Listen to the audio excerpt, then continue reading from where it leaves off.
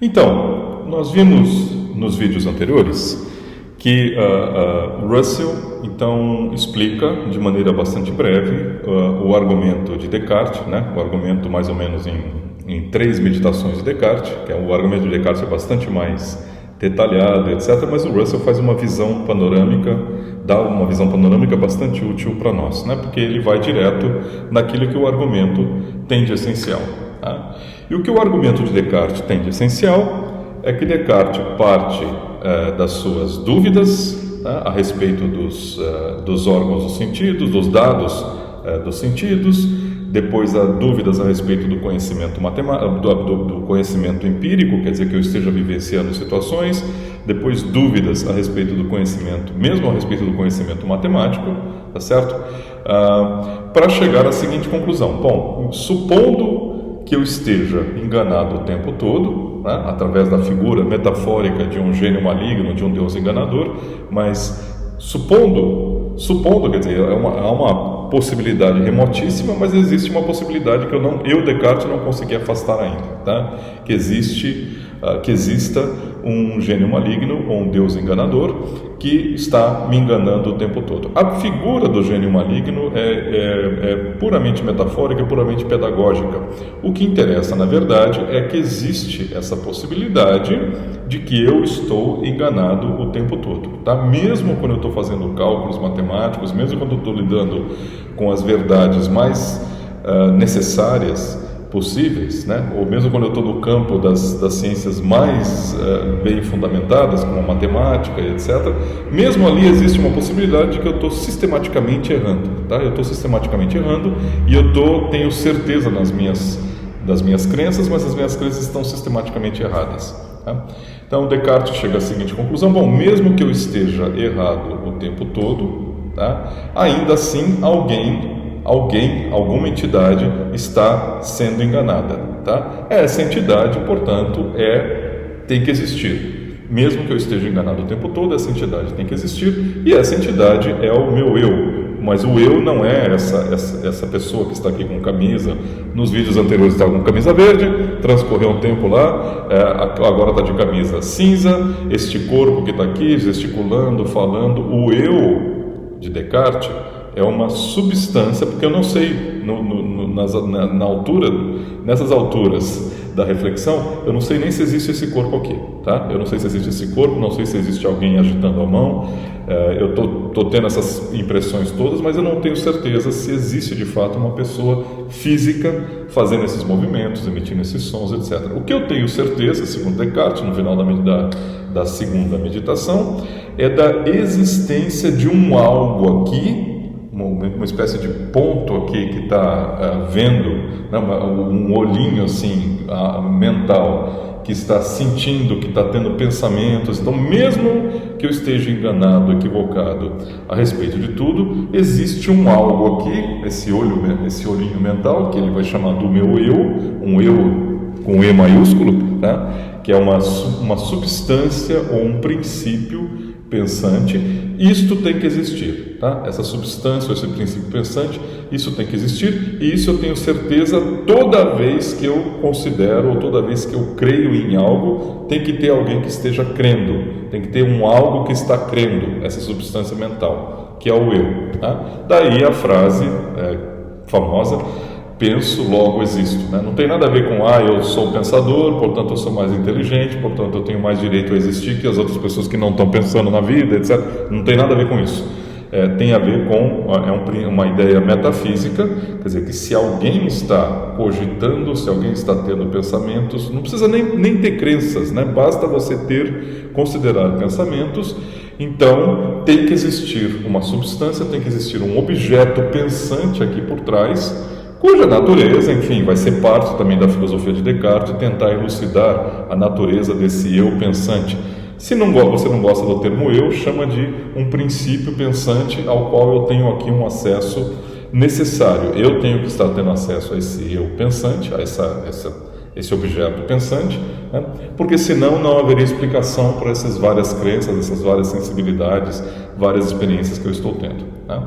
Bom, essa conclusão que Descartes chega no final da segunda meditação, mas Russell não gosta, né, no final do comentário aqui, no final da exposição, ele não gosta da ideia deste eu, tá? Não por uma implicância com Descartes, mas ele acha que Descartes não está autorizado a inferir a existência de uma coisa única, né?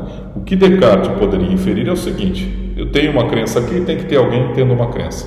Agora eu tenho outra crença. Então tem que ter alguém aqui, ó. No primeiro momento que eu tive uma crença, tem que existir um crente vamos dizer assim, uma substância crente 1.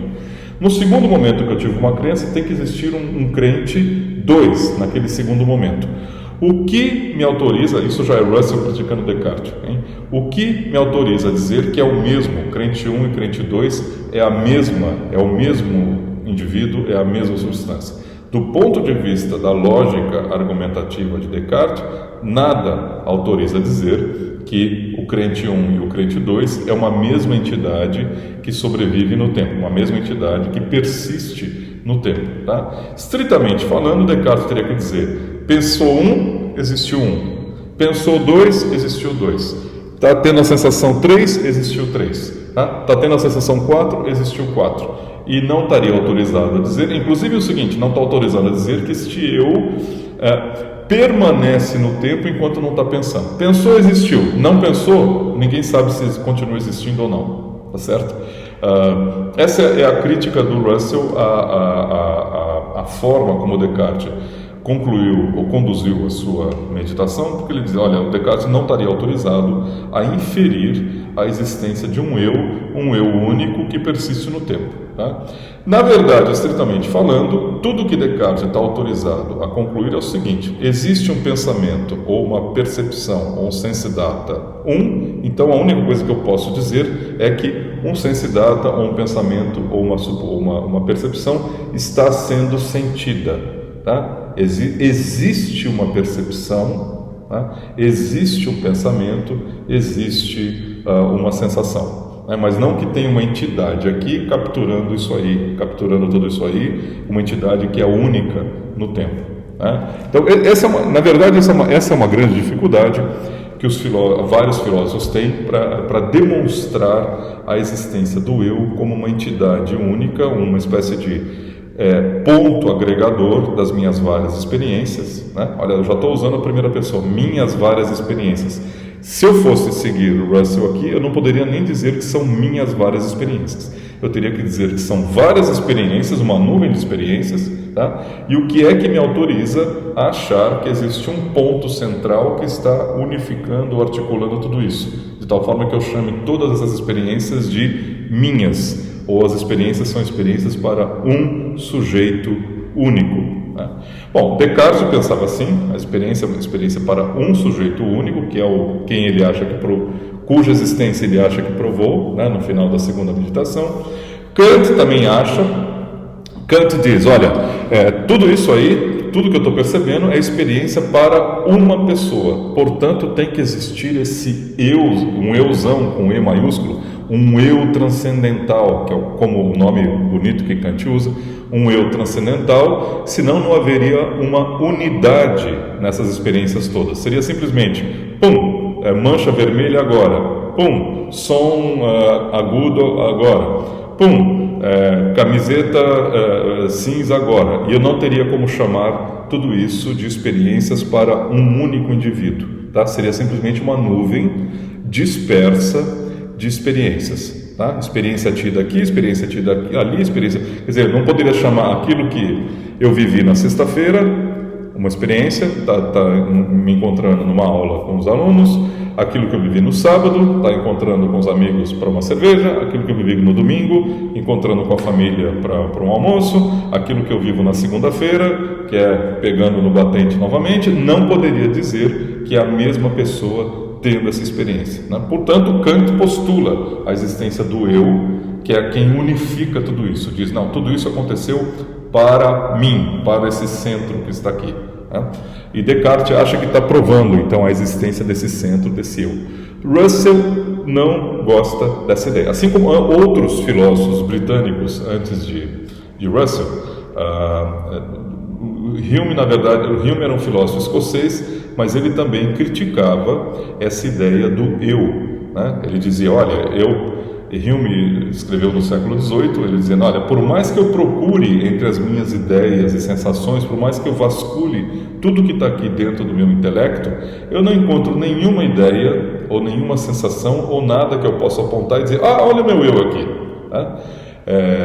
Nem mesmo se eu estiver olhando no espelho. Se eu estiver olhando no espelho, o que eu vou ver são cores, formas, etc. Essas sim são ideias para mim, né? Cores, formas no espelho, sons, se eu estiver falando comigo mesmo.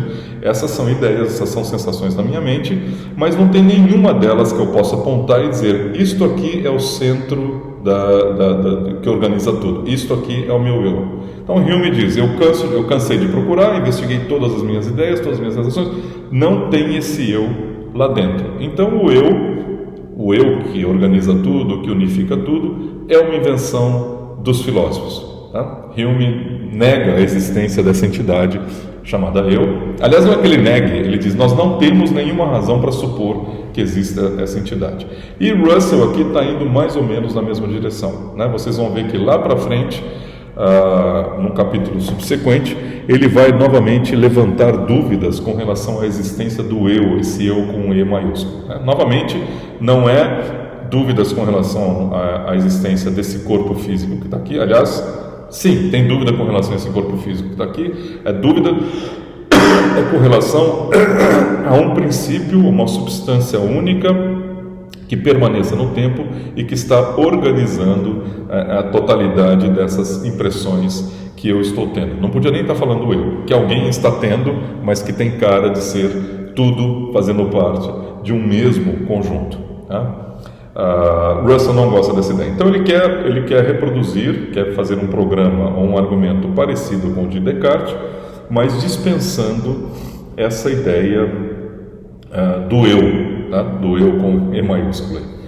Então, mas ele começa a repassar que razões nós temos. Quer dizer, tudo isso para dizer o seguinte: olha, Descartes chegou a provar a existência dos corpos físicos, ou desenvolveu um argumento para provar a existência dos corpos físicos, tá? Mas isso passou pela ideia do eu, e da ideia do eu, Descartes tira do seu próprio intelecto, como nós vimos nos vídeos passados, lá dentro do seu intelecto, ele acha que descobre uma ideia que tem que ter como causa Deus, uma entidade fora do intelecto, que é uma entidade que é infinitamente boa, infinitamente poderosa, etc, etc. E Deus, então, vai ser o caminho para provar, do ponto de vista, né, argumentativo, para provar a existência da matéria exterior ao intelecto, que é a causa das minhas sensações aqui dentro, né? Isso Descartes. Para Russell já cortou no eu, não quer o eu, muito menos a ideia de Deus, né? Russell quer ir por um caminho diferente do caminho de Descartes, né? Então vamos no próximo vídeo, continuamos.